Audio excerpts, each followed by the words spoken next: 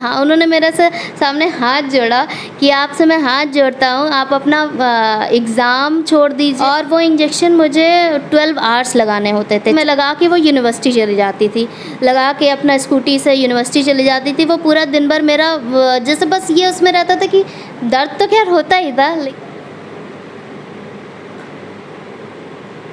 कोई blood donation देने के लिए तैयार नहीं है हमारे पर। अच्छे 2 बच्चे उसके, ब्लड डोनेशन सारे लोग फ़ोन उठाना बंद कर दिए। जब मैंने पहली बार इंजेक्शन लगाया तो मुझे खुद रोना आ गया कि कैसे मैं लगा पाऊँगी, दर्द हुआ था जब। बट फिर मैंने बोला कि जब रोज़ लगाना ही है तो फिर लाओ हम ही ट्राई करते हैं। तो फिर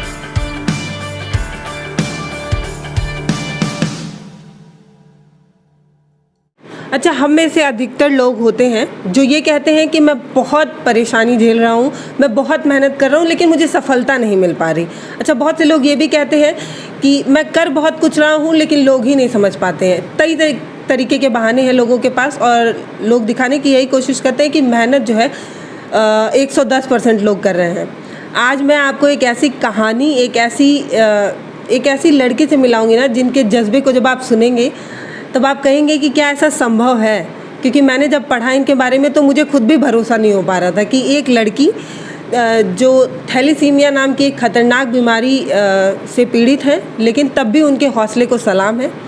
बीकॉम कंप्लीट किया, एमकॉम कंप्लीट किया और नेट की परीक्षा निकाल दी। बहुत से लोग पढ़ रहे हैं लेकिन नहीं निकल पा रहे हैं। हालांकि मैं उन पर सवाल नहीं खड़ा कर रही हूँ, लेकिन मैं बता रही हूँ कि एक ऐसी कहानी। अच्छा, इनकी कहानी सुनने के बाद मुझे लगा कि शायद ऐसे ही लोगों को कहते हैं कि ज़िद है ज़िंदगी। ऐसे लोगों का एक ऐसा उदाहरण है जिसको शायद मुझे कहने में ये कोई गुरेज नहीं है कि ये 8वां अजूबा भी हो सकता है। हालांकि संघर्ष है, इसमें कोई दो राय नहीं, लेकिन ये ऐसा संघर्ष है जिसकी परिकल्पना हम और आप कर भी नहीं सकते। क्योंकि हमारा एक छोटी सी उंगली कट जाती है और पेपर में अच्छे मार्क्स नहीं आते तो हम क्या कहते हैं कि बस हाथ कट गया था, नहीं तो मैं तो 100 में से 110 नंबर लाने वाला था। स्निग्धा, आप पता नहीं आपको ये बात पता है कि नहीं, लेकिन आप बहुत लोगों की प्रेरणा है। और मैंने जब आपकी स्टोरी पढ़ी थी तब मैं ग्रेजुएशन 3rd ईयर में थी, लेकिन मैं आपसे मिलना चाहती थी, लेकिन कोई जरिया नहीं मिल पा रहा था। पेपर में हम पढ़े थे आपका ये आर्टिकल, फिर मुझे लगा कि अगर आपसे मैं मिलूँगी तो शायद मैं और मोटिवेट महसूस करूँगी अपने आप को। आपको कोई ऐसा मिला जो आपको सामने से आके बोला हो कि मैंने आपकी स्टोरी पढ़ी और तब मेरी लाइफ में ये चेंज आया कि मैंने और ज़्यादा मेहनत करना शुरू किया है? ऐसा आपके साथ कभी हुआ? जी, ऐसा मेरे साथ हुआ है। कई बार ऐसे लोग मिलते हैं कि हाँ, मैंने आपको देखा है, मैंने आपको पढ़ा है, मैं बहुत उस चीज़ से प्रभावित हूँ। तो इस चीज़ को मतलब देखते लगता है कि हाँ, लोग इतना जैसे इंस्पायर अगर हो रहे हैं तो हमको और भी ज़्यादा उसके लिए मेहनत करनी चाहिए, और भी एक ऐसे मुकाम पे आना चाहिए जो हम इंस्पिरेशन के साथ लोगों की एक और भी वे में, दूसरे वे में भी हेल्प कर पाएँ, और जो बच्चे नहीं कर पा रहे हैं उनको भी हम वो मदद दे पाएँ। तो मतलब लोग इंस्पायर होते रहते हैं। ये चीज़ें मेरे जूनियर्स ही बहुत बच्चे हैं जो मुझे इतना मानते हैं कि वो लोग बोलते हैं कि नहीं दीदी, आप इंस्पिरेशन हैं। और इवन मेरे बैचमेट्स हैं, वो भी मुझे खूब मानते हैं। वो बोलते हैं नहीं, तुम एक इंस्पिरेशन हो यहाँ के लिए। और सभी लोगों ने जब भी मुझे देखा है बहुत सपोर्ट भी किया, और कह सकते हैं कि उन सभी के सपोर्ट की वजह से भी मैं यहाँ पर हूँ, क्योंकि कोई अकेला इंसान तब भी नहीं इतना कर पाता। तो मुझे हर जगह से वही सपोर्ट, प्यार, और लोग बहुत उस चीज़ से प्रभावित भी रहे हैं। ऐसा हुआ है मेरे साथ। ये चीज़ें अच्छी लगती हैं, और ये चीज़ों के लिए फिर और करने का भी मन करता है। कि अभी क्या ऐसा सिचुएशन हो गया है कि मुझे कोविड हो गया था इधर बीच में, और कोविड के बाद ही जो मेरी महीने भर पहले और कोविड के बाद ही जो मेरी दिक्कतें जो शुरू हुई, फिर पोस्ट कोविड सिचुएशन मेरा बहुत ख़राब रहा। उसमें मुझे थैलेसीमिया, उसमें मुझे शुगर, हाई डायबिटिक हो गई हूँ मैं। और इसकी वजह से जैसे जब मैं थोड़ा ठीक हुई तो फिर जब पढ़ना शुरू भी की तो मुझे लगता है जैसे अब बैठते हैं पढ़ने तो इतना जैसे थकान और ये सब चीज़ें शुरू, लेकिन फिर हमको लगता है नहीं, करना है, कुछ तो करना है। क्योंकि अब ऐसे बैठ जाएंगे और नहीं करेंगे तो फिर तब तो समय भी तो निकलता ही जा रहा है, और समय के साथ मेरी एज भी बढ़ती ही जा रही है, एज भी टाइम निकलता जा रहा है। तो मेरे पास कह सकते हैं टाइम कम है चीज़ों के लिए, लेकिन हाँ उसी टाइम में मुझे करना है, तो अब देखिए क्या होता है आगे। अच्छा स्निग्धा, जब आपको ये बीमारी हुई तब आप कितने साल की थी? तब हम 3 महीने के थे। जब मैं 3 महीने की थी तब मुझे ये थैलेसीमिया मेजर डायग्नोज हुई।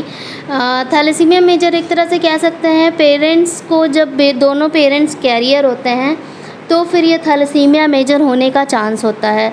4 में से 1 बच्चे का चांस होता है थैलेसीमिया मेजर होने का।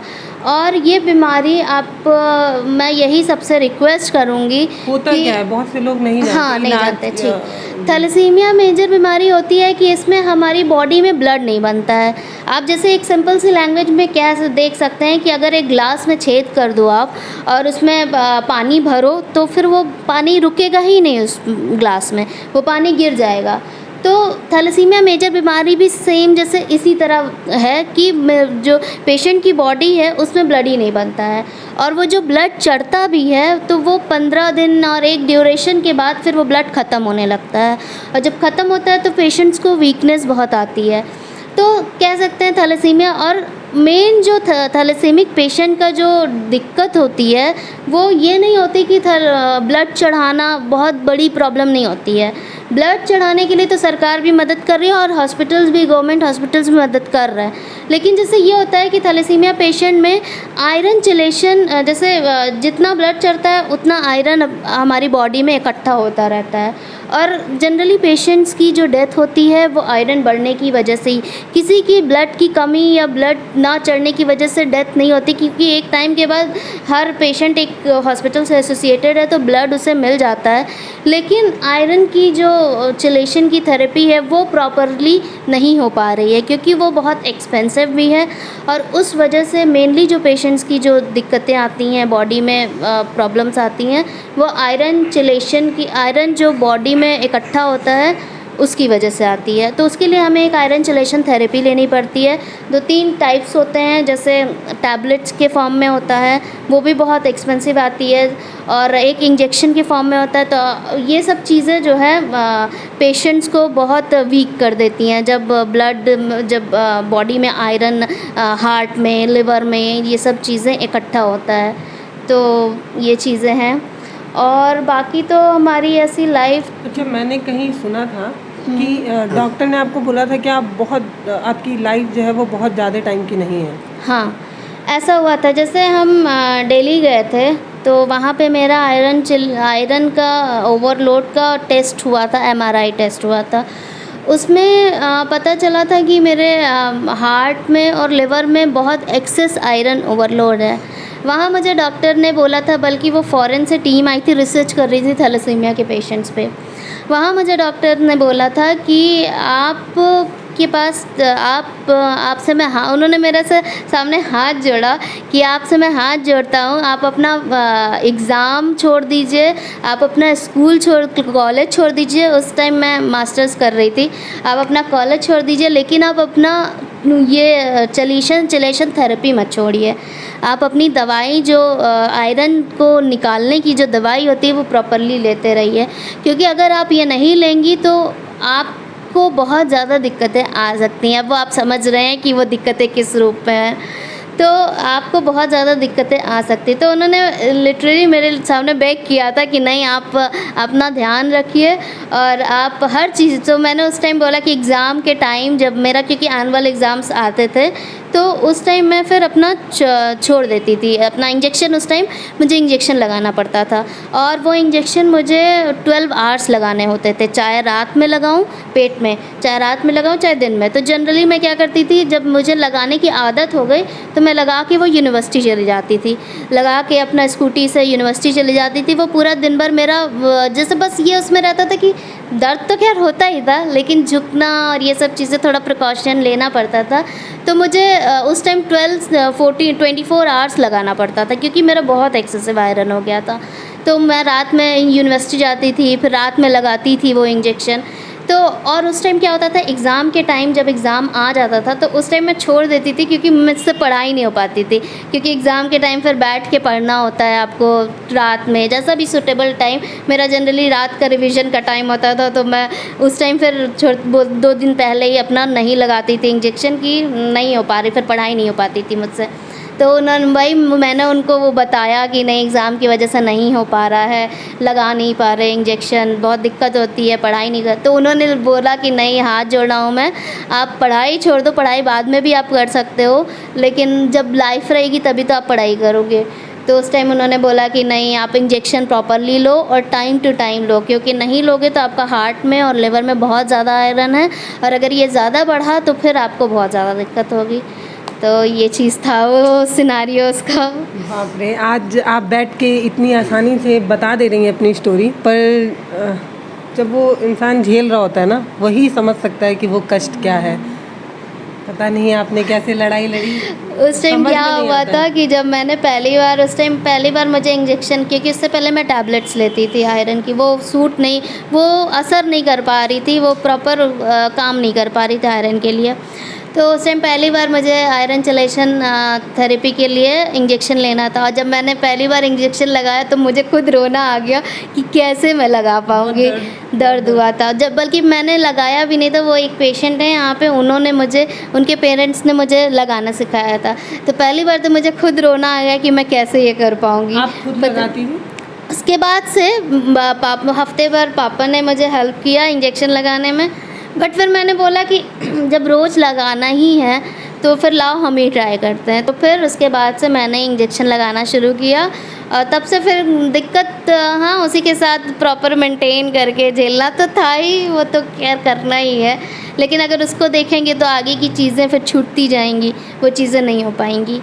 तो ये था। और जब मैंने पहली बार लगाना शुरू किया तो फिर मेरे फ्रेंड्स, इवन मेरी एक फ्रेंड मुझसे बात कर रही थी, वो रोना शुरू कर दी कि स्निग्धा कैसे करोगी तुम, कैसे, और उसको रोते देख के मुझे भी रोना आ गया, और सारे दोस्तों का कॉल आया कि कैसे स्निग्धा कैसे करोगी। लेकिन फिर जब उन्होंने भी देखा कि यूज्ड टू है, सभी लोग आपस में, फिर वो लोग इंस्पायर तो खैर होते ही रहते हैं, उन लोग को लगता है बाप रे कैसे करती है, लेकिन खैर वो चीज़ मैनेज हो जाती है। अब क्या ही कर सकते हैं, अब बैठ तो सकते नहीं है, बैठेंगे तो और ही दिक्कत है। तो ये चीज़ इनकी मुस्कुराहट ना वो आपको नहीं बता पा रही है जो इन्होंने झेला है, और बहुत से लोग नहीं समझ पाएंगे, क्योंकि ये समझना सबके बस की बात भी नहीं है। क्योंकि जब कहते हैं ना, जब आप परेशानी आपके सिर पे पड़ती है तब आपको पता चलता है। पढ़ाई के साथ साथ आप इतनी बड़ी बीमारी लेके चल रही थी, क्या लगता है कि हमारे भारत में बहुत सी ऐसी लड़कियां होंगी या लड़के भी होंगे जिनको इस बीमारी के बारे में पता भी नहीं होगा, और शायद उन्होंने अपनी ज़िंदगी भी ख़त्म कर ली होगी इसकी वजह से। आपको क्या लगता है जितनी जागरूकता होनी चाहिए उतनी नहीं हो पा रही है? नहीं, अभी तो जैसे मैं कह सकती हूँ कि जितनी जागरूकता होनी चाहिए हर चीज़ों को लेके, वो नहीं हो पा रही है। उसकी ज़रूरत है लोगों को,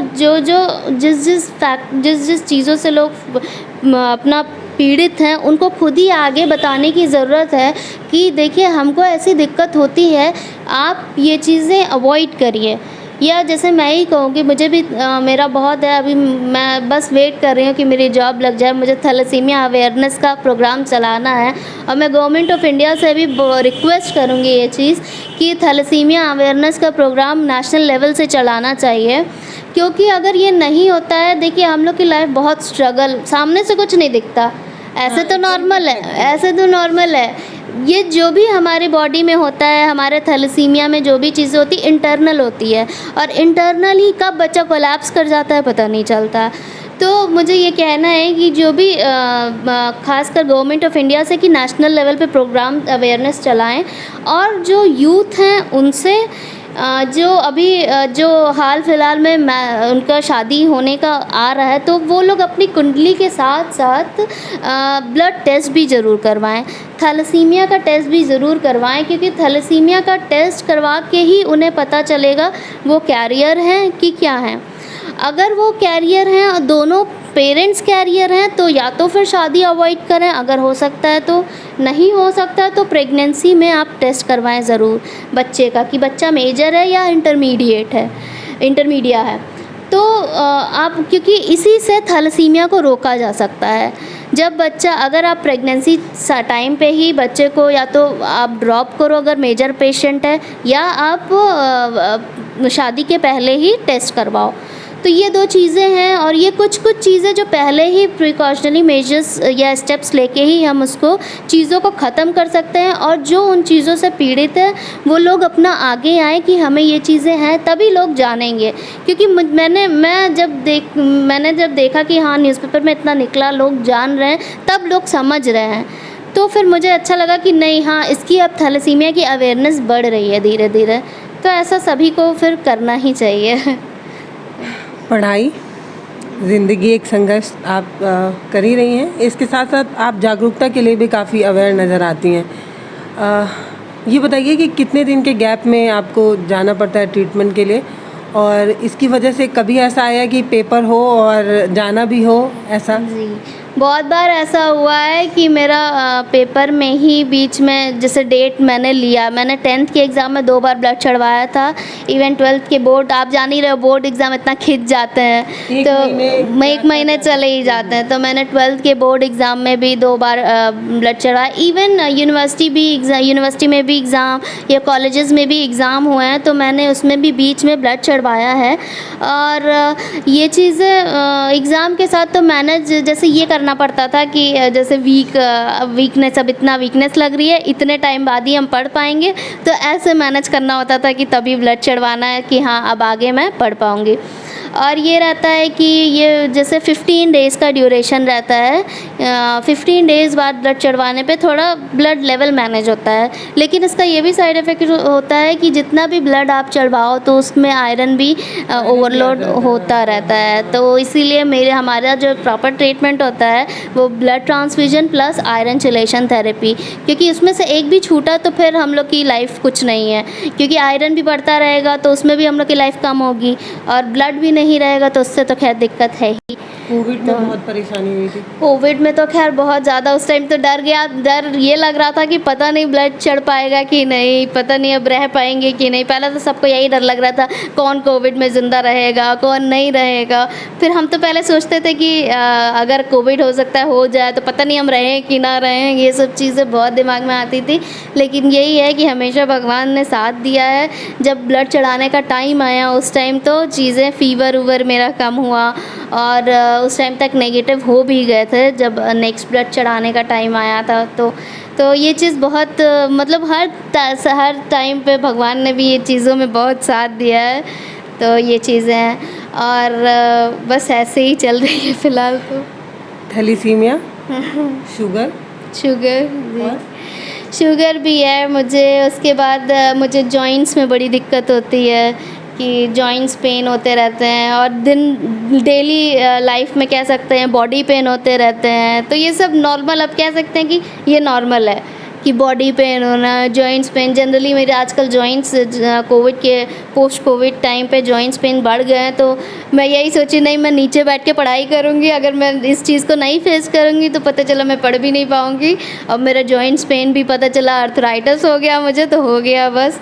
तो बस इस चीज़ों को अवॉइड करने के लिए वो थोड़ा पेन कोशिश करते हैं कि नहीं उस पेन को सह के उस चीज़ को अवॉइड करें। तो बस यही चल रहा है फ़िलहाल। इनकी मुस्कुराहट जो है ये इनकी ताकत है, और मुझे पता है कि कुछ कह पाने की हालत में मैं नहीं हूँ। और जब मैंने पढ़ा था तब भी मैं समझ नहीं पा रही थी कि मैं आपसे बात करूँगी तो सवाल क्या होंगे, क्योंकि हम सवाल उससे कर सकते हैं या उनसे बातचीत कर सकते हैं जिसके बारे में हमें लगता है कि हाँ इन पे इस चीज़ पे मुझे जानकारी है, या मैंने झेला है, या मैं समझी हूँ, तो मैं आपसे सवाल करूँ। हालांकि मुझे तो कुछ पता नहीं है, लेकिन फिर भी आप बहुत लोगों की लिए हौसला बन रही हैं। और उन तमाम लोगों को जो ये स्टोरीज़ अच्छी लग रही है वो इसलिए क्योंकि इन्होंने लड़ाई लड़ी। बहुत से लोग हैं जो छोड़ देते हैं। मैंने देखा है कि आप अपनी लाइफ में थोड़ा सा स्ट्रगल झेल रहे होते हैं तो आपको लगता है मेरी लाइफ में तो इतनी प्रॉब्लम है, पता नहीं भगवान ने मुझे ऐसा क्यों बनाया, इस तरीके से कोसना शुरू कर देते हैं। कि अपॉर्चुनिटी मिला उसको ग्रास्प करना है। जैसे अभी कोई भी लेक्चरशिप या कोई भी असिस्टेंट प्रोफेसर की वैकेंसीज़, और फर्स्ट एम मेरा पीएचडी है, और पीएचडी मेरे लिए यही है कि मैं गोरखपुर से ही कर पाऊँगी, गोरखपुर यूनिवर्सिटी से ही कर पाऊँगी। बाहर मेरे लिए जाना बहुत ज़्यादा दिक्कत है क्योंकि मैं पेरेंट्स के केयर के अलावा मैं रह नहीं सकती बाहर। तो गोरखपुर यूनिवर्सिटी में ही अब तब तक ट्राई करती रहूँगी जब तक मेरा एडमिशन, पिछले बार मैंने ट्राई किया नहीं हुआ, जब तक ट्राई करूँगी जब तक मेरा एडमिशन ना हो जाए, क्योंकि गोरखपुर यूनिवर्सिटी से कह सकते हैं लगाव भी बहुत ज़्यादा है मुझे छोड़ के जाने का मन भी नहीं करता है। तो बहुत दोस्त होंगे। दोस्त भी हैं और वहाँ पे प्रोफेसर सर लोग भी मुझे इतना मानते हैं, सपोर्ट करते हैं, उन लोगों ने भी बहुत मुझे प्यार दिया है, तो उनसे भी एक अलग लगाव है। तो गोरखपुर यूनिवर्सिटी से ही पीएचडी करने का सोच रही हूँ और बाकी वैकेंसीज़ को उसके लिए कैच करना है, बस यही है प्लान। फ़िलहाल तो तैयारी चल रही है, देखिए उतना फास्ट स्पीड से तैयारी नहीं कर पाती क्योंकि टाइम नहीं। एक दिन मेरे साथ यही होता है, 2 दिन पढ़ते हैं, 3 दिन पढ़ते हैं, उसके बाद फिर तबीयत मेरी ख़राब ही हो जाती है, लेकिन फिर भी कैच करने की कोशिश कर रही हूँ लोगों से। लेकिन फिर भी आप बहुत बेहतर कर रही हैं। हाँ, कोशिश तो यही है। नेट का पेपर निकालना आसान बात नहीं है। नेट का पेपर मैंने निकाला है और अब देखिए जेआरएफ के लिए ट्राई कर रही हूँ, यही है।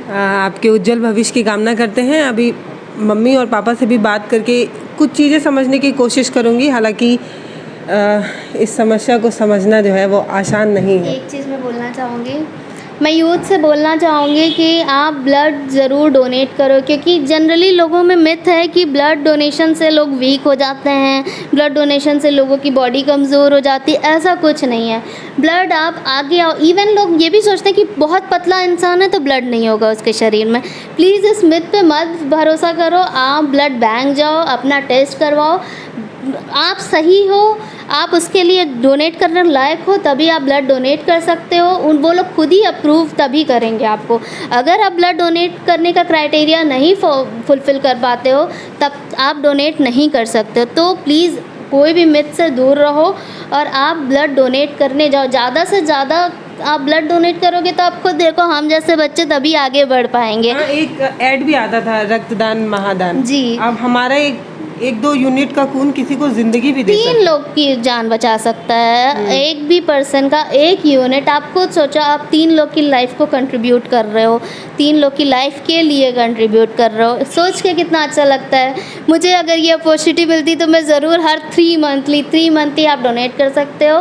3 मंथली आप कोशिश करो कि आप जाके टेस्ट करवाओ, प्रॉपर देखो कि आप फुलफ़िल करते हो क्राइटेरिया कि नहीं, क्योंकि जनरली लोग बहुत ज़्यादा ये डर रहता है लोगों में। कोविड में खून नहीं मिल पा रहा था, ये भी एक समस्या। पिछले कोविड की बात ये है कि मुझे ब्लड बहुत, मैं एकदम उस टाइम बहुत ज़्यादा वीक हो गई थी। मुझे लग रहा था पता नहीं अब रह पाऊँगी कि नहीं मुझे ब्लड को, क्योंकि उस टाइम इतना डर था। जनरली वैसे ही लोग ब्लड डोनेट नहीं करते हैं और उस टाइम और डर की वजह से ब्लड डोनेशन वो लोग कोई निकल ही नहीं रहा था कोरोना के चक्कर में। स्निग्धा के हौसले को सलाम। अच्छा, अभी माता पिताजी से बात होगी, लेकिन एक लाइन बोल देती हूँ। हम सब में से अधिकतर लोगों को सबसे बड़ा डर मौत का होता है। हमें ये लगता है कि सब कुछ खो सकते हैं लेकिन ज़िंदगी नहीं खो सकते। जब मरने की बात आती है या आपको ऐसा लगता है कि अब ज़िंदगी ख़त्म होने वाली होती है तो आप कैसे तड़पने लगते हैं ना। लेकिन इस स्निग्धा से बात करते हुए आपने ये महसूस किया कि नहीं कि वो मुस्कुरा रही थी। इसका मतलब कि जो सबसे बड़ा डर है उसको भी आप लांघ चुकी हैं, है ना। आपको जब डॉक्टर ने कह दिया था कि आपकी लाइफ बहुत कम है, तब भी आप लड़ रही थी, है ना। जितनी ज़िंदगी है उसमें कुछ बेहतर करना है। यही है कि लाइफ तो हम जान रहे हैं, तो प्रैक्टिकल है। ये तो सोचना कि लाइफ कम है, इसीलिए इस चीज़ का, बस मुझे इस चीज़ का डर लगता है कि जो मैंने सोच रखा है, मुझे जैसे बेज़ुबानों के लिए, ज़रूरतमंदों के लिए मुझे कुछ करना है। मतलब एक कह सकते हैं अपने लिए, अपनी जो लाइफ है उसको सोसाइटी के लिए आगे बढ़ना है, सोसाइटी के लिए उसको यूज़फुल बनाना है। तो बस मुझे यही डर है कि बस भगवान मुझे इतना समय दे दे कि मैं पढ़ के जॉब कर लूँ, जिससे मैं ये सब जो सोची हूँ मैं वो चीज़ कर लूँ। बस मैं यही रोज़ प्रे करती हूँ। बाकी लाइफ का ख़त्म होने का और रहने का तो वो तो सब भगवान के ऊपर है। जीना वही है ना, आप जी सकते हो उसको, आप जैसे अच्छे से जी सकते हो। बाकी लाइफ रहेगी नहीं रहेगी वो तो कोई नहीं जान रहा है। तो यही चीज़ है। ये स्निग्धा के माता पिता हैं। हालांकि जो सवाल मेरे जहन में है वो मैं पूछूंगी तो शायद इन्हें बुरा भी लगे, क्योंकि ये सवाल पूछना नहीं चाहिए मेरे हिसाब से, पर मैं पूछ रही हूँ क्योंकि बहुत लोगों के जहन में ये आ रहा होगा। अच्छा, मुझे ये बताइए, आप महिला हैं, मैं आपसे सवाल पूछ रही हूँ, अगर आपको ना जवाब देना हो तो आप बता दीजिएगा। गाँव में ये चीज़ बहुत प्रचलित है कि एक लड़की जिसको लोग पढ़ाना पसंद नहीं करते बहुत ज़्यादा, उनको लगता है कि इतना पढ़ा के पैसा लगा के दूसरे के घर भेज देना क्या ही फ़ायदा है। लेकिन आप अपनी बेटी के लिए हर संभव लड़ाई लड़ रही हैं। आपको किसी ने नहीं बोला आपके गांव में या आपके आस पड़ोस में? नहीं, हमारे घर में तो किसी ने नहीं बोला, लेकिन अब जैसे जहाँ जॉब करते हैं, जैसे हम वो ये इसमें प्राइमरी स्कूल में थे भट्टाहट में, तो वहाँ पर हमारे जो हेड थे वो बोलते थे कि लड़का कर लीजिए, लड़का कर लीजिए। हम कहा नहीं, कोई दिक्कत नहीं है ऐसी, हमको कभी ऐसा फील भी नहीं है और घर में भी कोई ऐसा नहीं बोला। आप बहुत बेहतर कर रहे हैं। आपको पता चला कि स्निग्धा थैलीसीमिया नाम की बीमारी से पीड़ित है, उसके बाद आप इस बीमारी को और लोगों तक पहुंचाने की कोशिश करें, क्योंकि बहुत से लोग समझ नहीं पा रहे हैं ये बीमारी है क्या।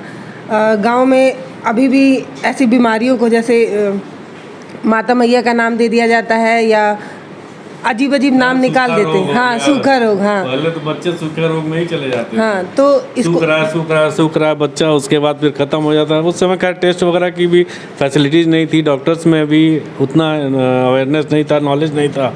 तो धीरे धीरे जैसे जैसे मेडिकल साइंस आगे बढ़ा तो उससे ये हुआ कि नहीं, ये टेस्ट हुआ, टेस्ट से ये डायग्नोसिस होने लगी कि नहीं, ये ब्लड की इस कमी की वजह से, इस दिक्कत की वजह से ये बीमारी धीरे धीरे पता चलने लगी। तो उससे क्या हुआ कि नहीं पता चला HB लेवल डाउन हो जाता है, तो हम अगर ब्लड का ऊपर से अगर ट्रांसफ्यूजन करा देंगे, HB मेंटेन हो जाएगा, तो बच्चा जो है एक्चुअली डेथ से जो है वो सर्वाइव कर जाएगा।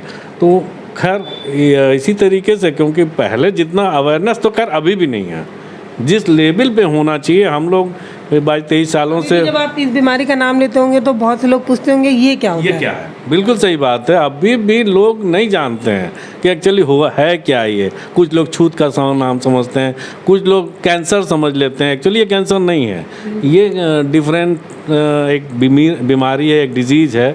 और अवेयरनेस खैर बहुत कम है हमारा। हम अब छोटे लेवल पे हैं, हम अपने एक शहर में हैं, एक आपके मोहल्ले में है। बट ये है कि एक अगर गवर्नमेंट ऑफ इंडिया इसको थोड़ा सा प्रमोट करे, अवेयरनेस बढ़ाए, तो बहुत सारे थैलीसीमिया पेशेंट होने से रोका जा सकता है। और एक फैक्ट ये भी है कि गवर्नमेंट ऑफ इंडिया का हेल्थ मिनिस्ट्री अगर थोड़ा सा अगर अपने लेवल से एक अवेयरनेस प्रोग्राम चलाएगा, तो सबसे बड़ी चीज़ ये है कि 2016 के बाद से गवर्नमेंट ऑफ इंडिया का रेवेन्यू लग रहा है। क्योंकि इन लोगों को आफ्टर 2016 जो है, तो 2016 तक तो हम अपने लेवल से ही इस बीमारी को जैसे भी हो मैनेज करने की कोशिश कर रहे थे, मेडिसिन इसका ट्रीटमेंट कराने की कोशिश कर रहे थे। बट 2016 के बाद से जो है क्या हुआ, ये बीमारी डिसेबिलिटी एक्ट में शामिल कर ली गई। उससे क्या हुआ कि अब इन लोगों को गवर्नमेंट हॉस्पिटल के अंदर इनको free of treatment and free medication, ये दोनों अवेलेबल होने लगा। ठीक है, 2016 के बाद से। तो अब ये एक और बड़ा फैक्टर है कि एक पेशेंट के ऊपर मिनिमम एक महीने में मिनिमम 40 से 50 हज़ार और उससे ज़्यादा ही, कम से कम 50 से 60 हज़ार रुपये एक पेशेंट के ऊपर खर्चा होता है। ठीक है, तो ये गवर्नमेंट का एक बहुत बड़ा रेवेन्यू जो है ये जाता है बच्चों के ट्रीटमेंट के ऊपर। ठीक है, गवर्नमेंट ऑफ इंडिया से मेरा ये रिक्वेस्ट है कि अगर ये थैलीसीमिया का अवेयरनेस प्रोग्राम अगर चलाएंगे तो इससे क्या होगा, एक तो बहुत सारी फैमिली फाइनेंशियल, मेंटली और फिज़िकली हर तरह से जो है वो टूट जाता है। ठीक है, पैसा भी लगता है, शारीरिक भी भाग दौड़ लगी रहती है। अब हमको मानसिक पीड़ा भी, मेंटली एक बहुत बड़ा एक जो है फैक्टर होता है। पूरा एक परिवार पीछे हो जाता है, उसका ग्रोथ, उसका डेवलपमेंट रुक जाता है, क्योंकि एक पेशेंट के ऊपर इतना मतलब हैवी खर्च है कि जिसको कंट्रोल करना और मैनेज करना 2016 तक तो खैर बहुत ज़्यादा प्रॉब्लम बात थी। अभी हमको क्या होता है PGI में या यहाँ हम गोरखपुर में हैं तो BRD मेडिकल कॉलेज से हमें मेडिसिन मिल जाते हैं। ब्लड ट्रांसफ्यूजन के लिए हम BRD मेडिकल कॉलेज से ले लेते हैं या फिर डिस्ट्रिक्ट हॉस्पिटल में मिल जाता है। अभी तो खैर हम पिछले 2 सालों से सावित्री हॉस्पिटल में चढ़ा रहे हैं, तो वहाँ भी हमको ब्लड बैंक से काफ़ी सपोर्ट मिल जाता है। ठीक है, तो है इन चीज़ों को थोड़ा समझने की ज़रूरत है और इस चीज़ों पे हम कोशिश भी कर रहे हैं कि लोगों को इस तरीके से अवेयर किया जाए कि इसको रोकने का, पहला तो एक रोकने का कोशिश किया जाए, क्योंकि बहुत ज़्यादा पैसा जाता है गवर्नमेंट अभी गोरखपुर में आपने कोई पहल शुरू कर दिया? गोरखपुर में एक्चुअली हम पिछले काफ़ी सालों से, जब से ये हुआ, चीज़ें आगे बड़ी, प्रॉब्लम फेस करना हमने शुरू किया। हमको सिर्फ पीजीआई में ही एक जेनेटिक्स डिपार्टमेंट है, हमको भाग भाग के पीजीआई हर 15 दिन में, और बीच टाइम में अभी 8-10 साल पहले तो ऐसा हो गया कि डॉक्टर ने जब हमने दिखाया वहाँ ओपीडी में, तो डॉक्टर ने क्या कैसा है कि आप वीकली आइए, आप वीकली ब्लड चढ़वाइए। अब हमने कहा कि मैम ये मैंने कैसे पॉसिबल है, हर हफ्ते अगर हमसे गोरखपुर से और पीजीआई आके ब्लड चढ़वाया, तो क्या फिर ठीक है आप 15 दिन में तो चढ़वाइए। हम क्या 15 दिन तो हम मेंटेन करते हैं। 15 दिन हमने जो है मेंटेन करना शुरू किया, और फिर यहाँ चूँकि एक बहुत बड़ा जो है स्पेशलाइज्ड हॉस्पिटल इस पूरे पूर्वांचल के अंदर, यहाँ तो इवन बिहार से लेके एमपी और राजस्थान के भी कुछ हिस्सों के मरीज वहाँ पहुँचते हैं, ठीक है। इतने दूर से पेशेंट आते हैं, उनको आने जाने में जो प्रॉब्लम है, टाइम की बात है, खर्चा की बात है, फिर मानसिक जो प्रॉब्लम है, सारी प्रॉब्लम को वो बंदा झेलता है, एक परिवार झेलता है, एक पेरेंट झेलता है। तो हमने प्रयास पिछले 8-10 साल पहले भी एक बार कोशिश किया था कि गोरखपुर में भी एक थैलेसीमिया सोसाइटी बनाई जाए, ताकि गोरखपुर पूर्वांचल इस आसपास के मंडल और बिहार तक के पेशेंटों को उतना दूर पीजीआई भाग के जाने के बजाय जो है यहीं पे उनको वो फैसिलिटी प्रोवाइड हो जाए जो हमको वहाँ मिलता है। तो फिर अभी तो खैर उसके बाद काफ़ी हद तक लोगों से हमने कांटेक्ट करना शुरू किया। अभी सिचुएशन ये था कि कोविड के दौरान चूँकि सारे हॉस्पिटल बंद हो गए, ओपीडीज बंद हो गए, पीजीआई से फिर हमारे पास रिक्वेस्ट आया कि सर ऐसा है कि आप जो है एक ग्रुप बनाइए। हमने फिर थैलेसीमिक्स गोरखपुर करके एक ग्रुप बनाया, और यहाँ के से लेके मतलब पूर्वांचल के सारे पेशेंटों को हमने फिर ऐड करना शुरू किया। फिर उनको जो भी प्रॉब्लम होती, जिस पेशेंट को, किसी को ब्लड नहीं मिल पा रहा है, किसी का एचबी डाउन हो जा रहा है, फिर उनको हम सजेशन करते थे कि आप ऐसे कर लो, आप ऐसे कर लो। बहुत अभी हमारे पास 100-150 मेंबर हैं उसके, और सबको हम जो है फिर सजेशन देते थे, एडवाइस करते थे, उनको सलाह देते। अब किसी का 2 बच्चा है, अब पता चला पढ़वाना से फ़ोन आ गया, सर ये तमकुही रोड से एक पेशेंट हैं और वो फ़ोन किए थे, उनके बच्चे का एचबी 4 ग्राम हो गया है और आप बात कर लीजिए उनसे। लखनऊ से फिर फिर उनको नंबर मेरे पास आया, फिर मैंने कॉल किया, और वो थोड़ा सा लो इनकम ग्रुप के फैमिली थी। उन्होंने कहा कि क्या करें सर, और कोई